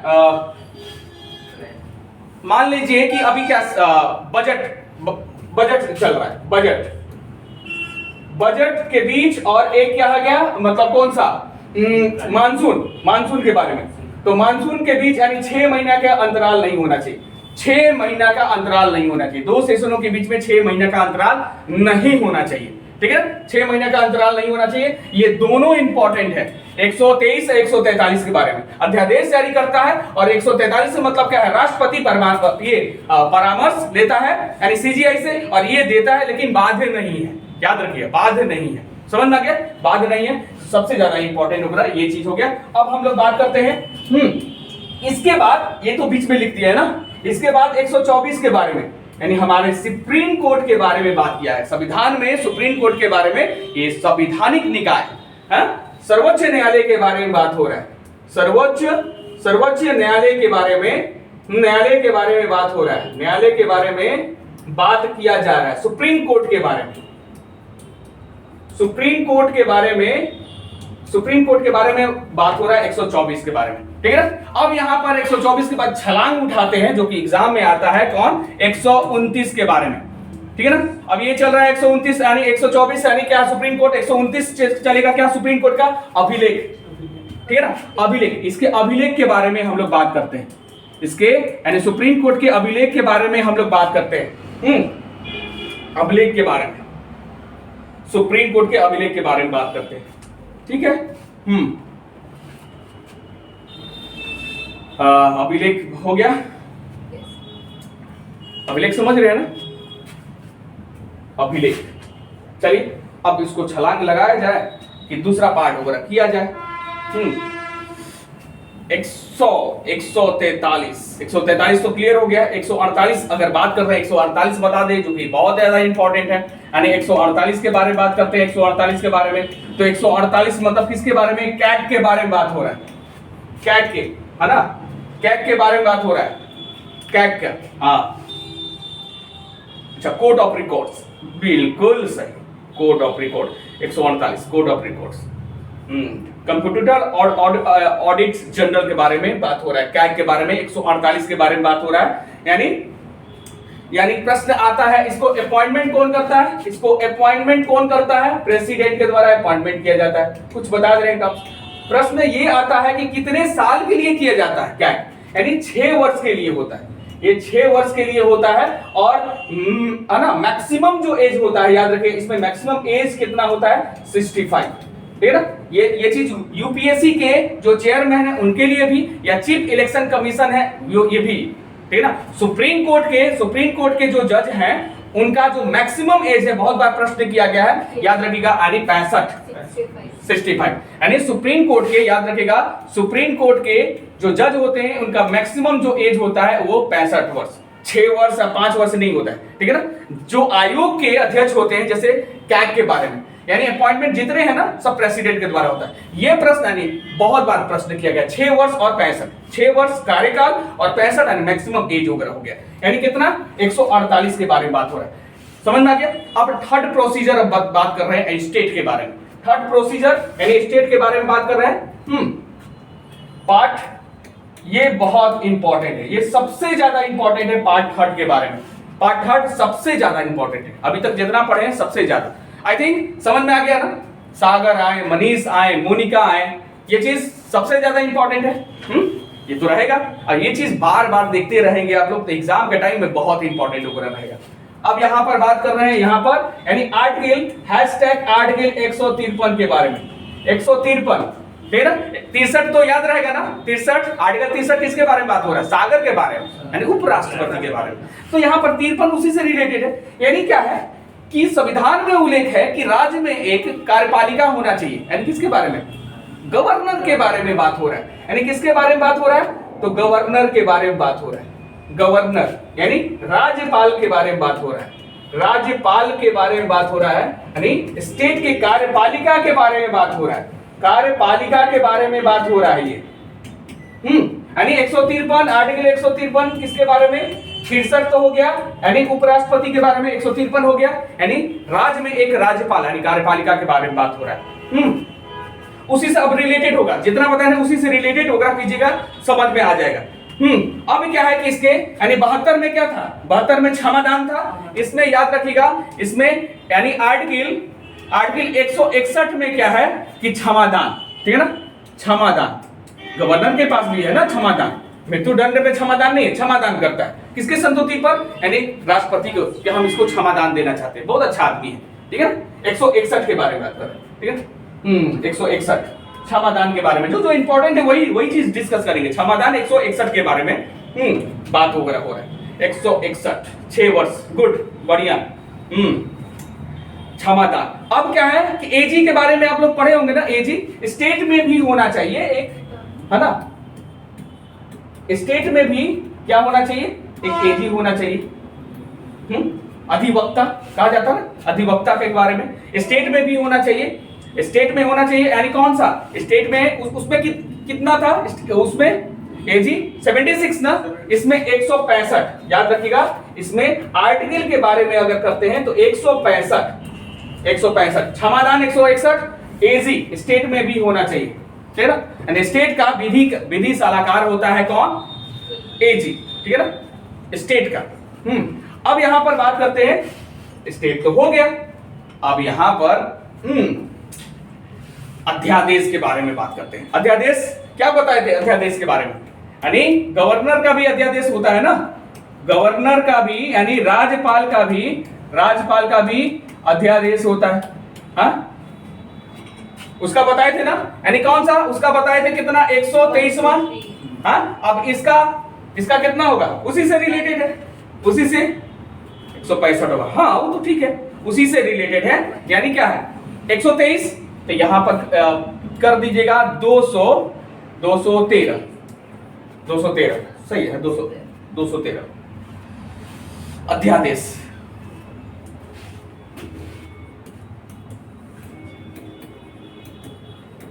किसका? गवर्नर का। यानी वो कितना था? 123 था राष्ट्रपति का, गवर्नर का। यहां पर देखिए ना, उल्टा कर दीजिए ना, यहां पर इसको इधर कर दीजिए, इसको इधर दीजिए, इसको यहां पर ऐसे कर दीजिए, इसको यहां पर कर दीजिए, ऐसे हो गया। हाँ, ये तो समझ में आ गया। यहां पर अब क्या है कि अब स्टेट आया तो सुप्रीम कोर्ट तो जैसे कर रहे थे ना, सेंट्रल में सुप्रीम कोर्ट यानी 124। यहां पर क्या है कि यहां पर बात कर रहे हैं हाई कोर्ट के बारे में। हाई कोर्ट के बारे में हम लोग बात करते हैं। तो हाई कोर्ट में देखिए लॉजिकली वगैरह हो जाएगा। लॉजिकली अगर हम लोग बात करते हैं हाई कोर्ट के बारे में तो 224 ये था ना, 124 था, सुप्रीम कोर्ट था। अब यहां पर देखिए, इसको यहां पर ऐसे कर दीजिए, इसको यहां पर ऐसे कर दीजिए, ठीक है, उल्टा कर दिए। एक नंबर जो स्टार्टिंग का एक नंबर उधर दीजिए, इधर कर दीजिए, हो गया ना। सुप्रीम कोर्ट, हाई कोर्ट 124 214, बस चेंज कर दीजिए, नंबर वगैरह चेंज कर दीजिए। अब देख लीजिए, चेंज वगैरह करेंगे। हाँ, चेंज कर दिए तो हो गया, चेंज कर दिए तो हो गया। अब 225, हाँ वही चीज बड़ा कंफ्यूजन होता है, हाई कोर्ट आ गया तो याद ही नहीं होता, आर्टिकल याद ही नहीं होता है, तो उसी से संपर्क कर दीजिए सुप्रीम कोर्ट, हाई कोर्ट। अब यहाँ पर रीट जारी करता है, हाई कोर्ट क्या है, हाई कोर्ट 5 प्रकार का रीट होता है ना, नहीं बताएंगे नहीं हम प्रोविजन में, वो तो वही करके रीट यानी हाई कोर्ट रीट जारी कर रहा है, हाई कोर्ट यानी उच्च न्यायालय क्या है कि रीट जारी कर रहा है उच्च न्यायालय, यानी आर्टिकल क्या हो गया, आर्टिकल 225 हो गया, याद रखिएगा 225 यानी रीट जारी कर रहा है, यानी 5 प्रकार का रीट वगैरह होता है ना, 5 प्रकार का रीट होता है, रीट जारी कर रहा है 225 आर्टिकल, हाँ समझ में आ गया। हाई कोर्ट रीट जारी कर रहा है 225। अब बहुत बार प्रश्न किया गया, हाँ अभी कहां पर है, अभी सौरभ हाई कोर्ट में अभी एंट्री की है, सौरभ हाई कोर्ट में एंट्री की है, तो ये चीज थोड़ा फोकस है, इसीलिए फोकस, अभी कहानी नहीं बोल रहे हैं, है ना, ये चीज बहुत इंपॉर्टेंट। 225 यानी रीट जारी किया जा रहा है हाई कोर्ट के द्वारा, यानी रीट जारी किया जा रहा है। अब सबसे ज्यादा इंपॉर्टेंट है क्या, सबसे ज्यादा इंपॉर्टेंट है यहां पर दिल्ली के बारे में बड़ा क्वेश्चन वगैरह पूछा गया था, यानी आर्टिकल, अब थोड़ा फोकस कीजिएगा, 200 डबल ए आर्टिकल 239, ठीक है ना, 239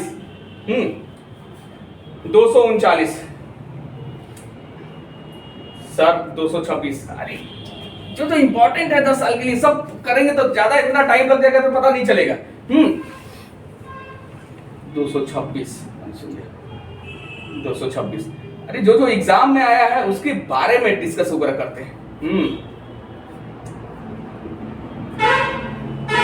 यहां पर करेंगे, चलिए 239 का है किसके बारे में है, तो एनसीआर यानी किसके बारे में, दिल्ली के बारे में उल्लेख किया गया है, और ये प्रश्न बहुत बार प्रश्न किया गया है। 239 हाँ डबल ए है ना, डबल ए याद रखिएगा, आर्टिकल 239 डबल ए।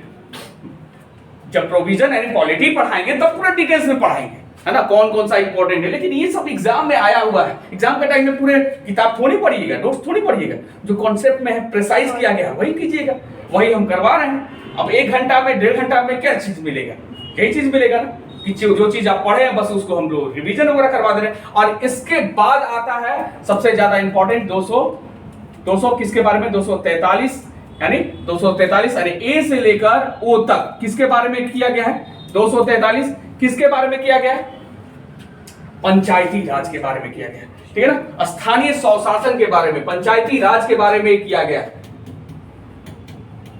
पंचायती राज के बारे में ये उल्लेख किया गया है, यानी ए से लेकर ओ तक यहां पर विवरण दिया गया पंचायती राज। यहां पर 2 चीज बता दे रहे हैं, यहां पर पंचायती राज यानी 2 अक्टूबर, याद रखिएगा 2 अक्टूबर 1959 में कहां पर, यानी प्रधानमंत्री थे, कौन प्रधानमंत्री थे, जे.एल. नेहरू, यानी कहां पर, तो राजस्थान के नागौर डिस्ट्रिक्ट में विकेंद्रीयकरण किया गया, यानी क्या किया गया,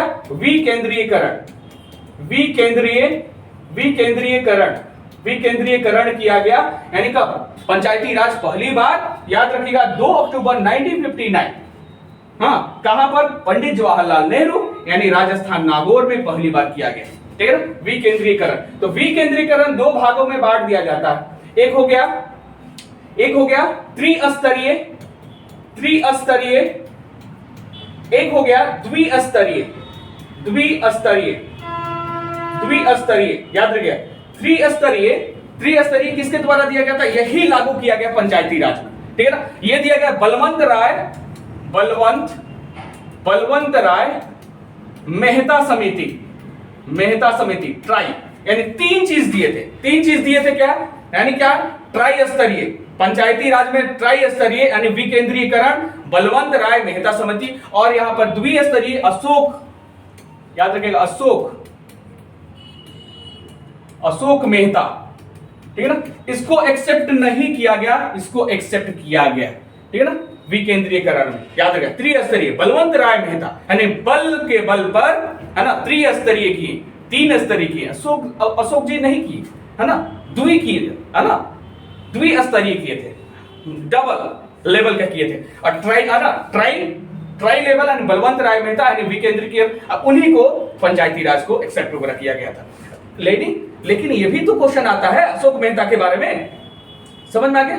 अशोक मेहता के बारे में समझ में आता है, तो इतना याद रखिएगा। अब यहां पर क्या है, पंचायती राज तो हो गया, हाँ पंचायती राज तो हो गया।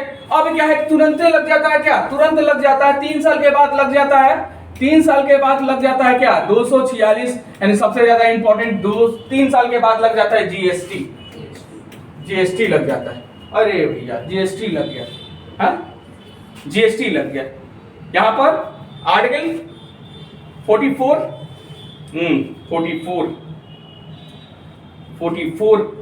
ठीक है ना, जीएसटी लगा।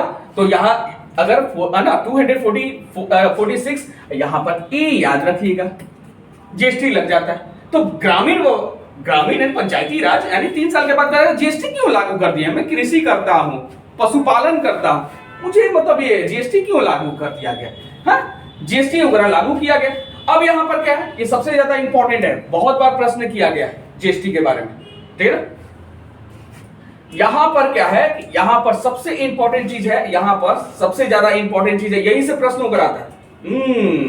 101 अमेंडमेंट वगैरह, कौन सा? समिति के भी बारे में आप लोग बताएंगे, समिति के बारे में भी बताएंगे, हैशटैग समिति, कौन सा समिति, अब बताते रहेंगे तो बहुत ज्यादा टाइम हो जाएगा ना। समिति के बारे में भी बताएंगे। 101 ठीक है, 101 अमेंडमेंट किया गया, 101 अमेंडमेंट वगैरह जरूरी, 101 अमेंडमेंट वगैरह किया गया। अमेंडमेंट तो तुरंत हम लोग करेंगे, वो तो जैसे हम लोग अनुसूची किए थे, अमेंडमेंट तुरंत हो जाएगा, जो मेन चीज है। ऐसा थोड़ी है 106 तक हुआ है ना, वो करेंगे। तो इसके बाद में आता है क्या है, इसके बाद में आता है इसके बाद में 46 के बाद में और क्या आना चाहिए? 46 के बाद में अब आता है क्या है कि निधि के बारे में एक 2 चीज हो गए, है ना। एक हो गया संचित निधि के बारे में, संचित निधि बहुत बार पूछा गया, संचित निधि और आकस्मिक निधि के बारे में। ये हो गया आर्टिकल कितना हो गया? 266 और ये हो गया 267, याद रखिएगा। ये चीज क्या होता है, यहां पर जितने पदाधिकारी पीएम साहब हो गए, या प्रेसिडेंट हो गए, या वाइस प्रेसिडेंट हो गए, या कैबिनेट मिनिस्ट्री हो गए, सबका वेतन, ठीक है ना, संचित निधि के द्वारा दिया जाता है, याद रखिएगा। इसी फंड के द्वारा दिया जाता है, संचित निधि के द्वारा। आर्टिकल 66 यानी प्रधानमंत्री, राष्ट्रपति, उपराष्ट्रपति, कैबिनेट के जितने पदाधिकारी हैं उनका, है ना, इसी फंड से वेतन दिया जाता है। लेकिन इसके बारे में, आकस्मिक निधि के बारे में, इमरजेंसी फंड के बारे में अगर हम लोग बात करते हैं, तो कभी भी कहीं भी भारत में अगर कहीं भी डिजास्टर हो जाता है ना, आपदा, ठीक है ना, डिजास्टर अगर हो जाता है, डिजास्टर यानी आपदा अगर हो जाता है, कहीं आपदा आ जाता है, लैंडस्लाइडिंग हो गया, बस गिर गया, या दुर्घटना हो जाता है, एक्सीडेंट हो जाता है, तो इसी के द्वारा यानी आकस्मिक यानी इमरजेंसी फंड से उनको दिया जाता है। कहा जाता है ना कि लखनऊ में एक बस गिर गया, 50 लोग मर गए, प्रधानमंत्री कोष देना चाहिए। प्रधानमंत्री कहां से देंगे? कौन सा कोष में? आकस्मिक निधि से, इमरजेंसी फंड से वगैरह देते हैं। यानी 266 और 267 के बारे में बात करते हैं, ठीक है। अब यहां पर बात करते हैं, भैया कहां से देगा, ये कहां से देगा, तो हम लोग बात करते हैं किसके बारे में? अब समाप्त होने के आ गया, कहां से देंगे, ये कहां से देंगे? यानी आर्टिकल 280 से देंगे, 280 से देंगे ना, यानी वित्त आयोग से देंगे। कहां से दे रहे हैं? वित्त आयोग से देंगे, वित्त आयोग से। अपॉइंटमेंट कौन करता है? अपॉइंटमेंट नियुक्ति कौन करता है? प्रेसिडेंट करते हैं हमारे, हाँ? इनमें कितने हैं, यानी मेंबर कितने हैं? 3 हैं, 3 मेंबर होते हैं, 3 मेंबर होते हैं, याद रखिएगा 3 मेंबर होते हैं, इंक्लूडिंग चेयरमैन, अध्यक्ष मिलाकर वित्त आयोग में क्या होते हैं? 3, याद रखिएगा, ये भी प्रश्न किया गया है, 3 मेंबर होते हैं। ठीक है ना। इसमें यहां पर पहला जो थे केसी नियोगी थे ना, पहला वित्त आयोग केसी नियोगी थे। 14वां कौन थे? 14वां वाई बी रेड्डी और 15वां अभी वर्तमान में अभी कौन है? एएन सिंह, ठीक है ना, वित्त आयोग के बारे में। ठीक है, ये जितने याद रखिएगा, जितने संविधान में उल्लेख, अनुच्छेद में उल्लेख है, ये संवैधानिक निकाय है। नीति आयोग या राष्ट्रीय विकास आयोग या योजना आयोग, यह संविधान में उल्लेख तो नहीं किया गया। हाँ, या राष्ट्रीय मानवाधिकार, ये सब क्या है कि ये सब असंवैधानिक निकाय है। याद रखिएगा, बड़ा प्रश्न घूम के देता है, ठीक है ना। तो याद रखिएगा, नीति आयोग, यहां पर हैशटैग नीति आयोग के बारे में बात करते हैं। नीति आयोग या योजना आयोग या राष्ट्रीय विकास आयोग यानी नेशनल डेवलपमेंट काउंसिल के बात करते हैं, ठीक है ना। तो ये सब चीज क्या है कि असंवैधानिक है। याद रखें, इसी को इंक्लूड करके दे देता है कि निम्नलिखित में से कौन संवैधानिक है? नीति आयोग, योजना आयोग, राष्ट्रीय विकास आयोग और दे देगा वित्त आयोग। तो कौन सा होगा? जो संविधान में उल्लेख किया गया उसी के बारे में, उसी के बारे में यहां पर बात किया गया है। अब यहां पर बात करते हैं किसके बारे में? यानी आर्टिकल सबसे ज्यादा इंपॉर्टेंट है, आर्टिकल यानी वही फंडामेंटल राइट्स वाला 300A। पहले क्या फंडामेंटल राइट्स जो था यानी मौलिक अधिकार कितना था? 7 था, एक घटा दिया गया। यानी क्या घटा दिया गया? Right to property. हाँ, मोनिका के पास प्रॉपर्टी है। अब क्या है? मौलिक अधिकार में कर दिया जाएगा तो सागर क्या बोलेंगे? हाँ, प्रॉपर्टी तो मेरा है। अच्छा, उसको मौलिक अधिकार से हटाइए जल्दी हटाइए। यानी 300A याद रखिएगा, यानी मौलिक अधिकार 7 था, एक हो गया right to property. That means संपत्ति का अधिकार, संपत्ति का अधिकार को लीगल कर दिया गया है, लीगल कानूनी अधिकार कर दिया गया है। अच्छा, लेना है ना सागर? चलिए कोर्ट जाइए, कोर्ट से लड़ते हैं हम लोग। कानूनी अधिकार होना चाहिए, यानी कौन? 300A। अब हम लोग बात करते हैं हैशटैग, यानी जल्दी बात करते हैं 315 जो कि आया था इस बार, यही से प्रश्न आते हैं। हाँ, अब क्या है कि इसमें आर्टिकल 315 क्या कहता है? यानी UPSC, union Public Service commission, संघ लोक सेवा आयोग, यानी ऑल इंडिया सर्विसेज के बारे में बात हो रहा है। ऑल इंडिया सर्विसेज के बारे में बात हो रहा है, All India Services, Union Public Service Commission. Direct question आ जाता है 315, कभी कभी आ जाता है आर्टिकल 312 भी आ जाता है, ठीक है ना। दोनों में से कोई भी। ऑल इंडिया सर्विसेज के बारे में बात हो रहा है, यूपीएससी यानी all India, UPSC union Public Service commission 315 या ऑल इंडिया सर्विस यानी याद रखिएगा 312। इंपॉर्टेंट हो रहा है, इंपॉर्टेंट ये चीज है, इंपॉर्टेंट। हाँ, तो यहां पर क्या है? 312 तो हो गया। अब यहां पर सबसे इंपॉर्टेंट चीज होता है क्या कि आर्टिकल, ये भी क्वेश्चन आया है 324 के बारे में बात करते हैं। 324 के बारे में, 324 के बारे में। तो 324 किसके बारे में बात हो रहा है? चुनाव आयोग के बारे में बात हो रहा है। चुनाव आयोग, निर्वाचन आयोग के बारे में, निर्वाचन आयोग के बारे में बात हो रहा है। निर्वाचन आयोग के बारे में, निर्वाचन आयोग अपॉइंटमेंट कौन करेगा? प्रेसिडेंट। याद रखिएगा, प्रेसिडेंट अपॉइंटमेंट करता है। कितने साल के लिए? 6 साल के लिए। याद रखिएगा 6 साल के लिए। और मैक्सिमम जो एज होता है इसमें, यह भी 65 वर्ष होता है। याद रखिएगा 65 वर्ष, यानी प्रथम चुनाव आयोग, ठीक है ना। यहां पर याद रखिएगा, यानी सबसे फर्स्ट कौन थे? सुकुमार सेन। याद रखिएगा सुकुमार सेन प्रथम चीफ इलेक्शन कमीशन से। सेन याद रखिएगा, सुकुमार सेन प्रथम इलेक्शन, यानी निर्वाचन इलेक्शन की अगर बात करता है तो 324 डायरेक्ट क्वेश्चन वगैरह दे देता है। डायरेक्ट क्वेश्चन सुकुमार सेन के बारे में।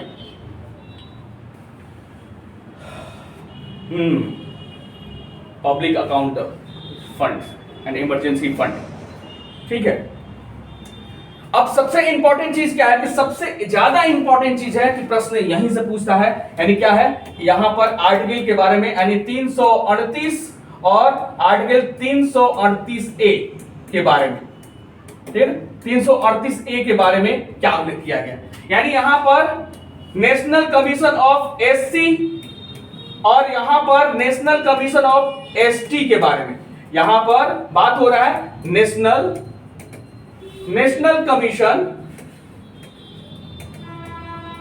कमीशन शेड्यूल कास्ट के बारे में, और यहां पर बात हो रहा है यानी ए जुड़ गया तो national Commission for a schedule Tribe के बारे में बात हो रहा है। शेड्यूल ट्राइब के बारे में बात हो रहा है, जनजाति के बारे में बात हो रहा है, और यहीं से प्रश्न किया गया है, याद रखिएगा। 338 है ना, 338 ए शेड्यूल कास्ट है ना, National Commission for the Schedule Caste और National Commission for the Schedule Tribe के बारे में बात हो रहा है। ठीक है, यहां पर आर्टिकल अब हम लोग बात कर रहे हैं यानी किसके आर्टिकल, यानी इसके बारे में। ये तो हर कोई को जान रहे हैं आप लोग, यानी 352, 356 और 360 यानी इसको बोलते हैं नेशनल इमरजेंसी, राष्ट्रीय आपातकाल। नेशनल इमरजेंसी बोला जाता है, नेशनल इमरजेंसी बोला जाता है, राष्ट्रीय आपातकाल। जब भारत पर विदेशी आक्रमण होता है या एक एक्सेप्शनल केस है, क्या एक्सेप्शनल केस है 1975 में इंदिरा गांधी, ज्ञानी जैल सिंह इंदिरा गांधी का जो निर्वाचन में कर रहे थे ना, उनको रोक दिया गया। उसी कारण 1975 में पहली बार इलेक्शन के चलते यानी आपातकाल हुआ था, नेशनल इमरजेंसी लगा था 1975 यानी किसके टाइम में, इंदिरा गांधी के टाइम में ज्ञानी जैल सिंह उनके रथ को रोक दिए थे 1975 में नेशनल इमरजेंसी लगा था। नहीं तो सब में नेशनल इमरजेंसी यानी वो 1962 हो, 1965 हो या 1965 के बाद 71 हो या 99 हो, नेशनल इमरजेंसी वगैरह लगा। यानी याद रखिएगा 1962 यानी भारत और चाइना, 1965 भारत और पाकिस्तान, 1971 यानी भारत पाकिस्तान यानी बांग्लादेश का उदय होता है, और यहां पर विजय दिवस यानी 1999 विजय दिवस 26 जुलाई, याद रखिएगा 26 जुलाई कारगिल दिवस या विजय दिवस मनाया जाता है।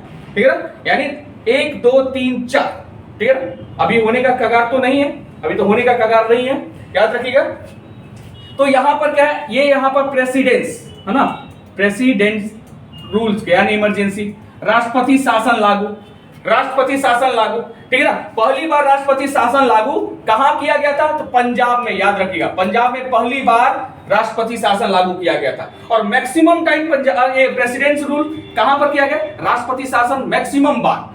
अरे वही है, कहा जाता है कि सबसे ज्यादा शिक्षा हानिकारक के रूप में होता है, यानी केरल, याद रखिएगा केरल में सबसे ज्यादा बार यानी इमरजेंसी लगा हुआ है। और प्रथम बार कहां, पंजाब में, है ना। ये मत पूछिएगा कब कैसे, क्योंकि बहुत सा ज्यादा मतलब है।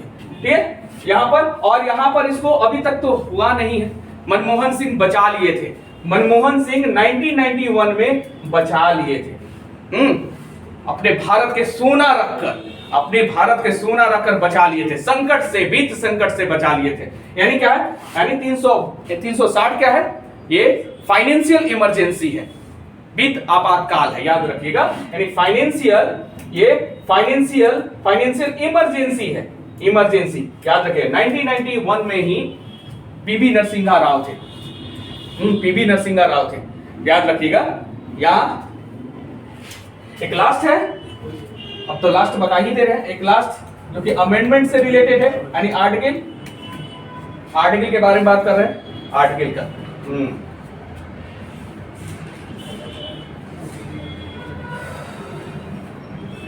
आर्टिकल के बारे में, आर्टिकल कौन सा, 300, ये इंपॉर्टेंट है ना, किसके बारे में, संविधान संशोधन के बारे में बात हो रहा है, संविधान संशोधन के बारे में बात हो रहा है, संविधान संशोधन के बारे में ये चीज किया गया, संविधान संशोधन के बारे में उल्लेख किया गया है। ठीक है, हाँ, लेकिन एक चीज आता है, सबसे इंपॉर्टेंट चीज क्योंकि राजभाषा के बारे में, राजभाषा के बारे में, राजभाषा किसको लिया गया है? हिंदी के बारे में, हिंदी के बारे में भी तो आ जाता है। कितना हो गया? 343, आर्टिकल 343 राजभाषा। राजभाषा यानी 14 सितंबर को हिंदी दिवस मनाया जाता है ना, 14 सितंबर को हिंदी दिवस। आर्टिकल 343 343